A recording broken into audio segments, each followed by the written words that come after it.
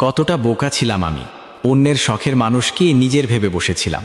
ভাবতাম আমি তার জীবনে বিশেষ কেউ, কিন্তু আসলে আমি ছিলাম শুধু তার সময় কাটানোর একটা মাধ্যম।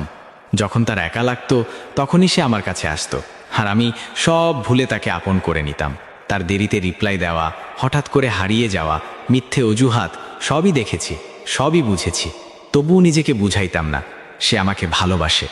আসলে ভালোবাসা না, আমি শুধু অভ্যাস হয়ে গিয়েছিলাম তার। আমি তাকে সত্যি করে ভালোবেসেছিলাম, আর সে আমাকে ব্যবহার করেছিল। আমি তাকে গুরুত্ব দিয়েছিলাম, আর সে আমাকে অপশান বানিয়ে রেখেছিল। সবচেয়ে কষ্টের ব্যাপার কি জানো? আমি জানতাম সে আমার না, তবুও তাকে হারানোর ভয় পেতাম। কতটা বোকা হলে এমন করা যায়।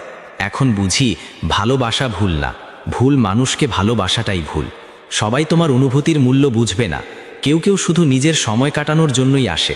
তাই এখন আর আফসোস করি না, কারণ আমি ভালোবাসতে শিখেছি, শুধু ভুল মানুষকে।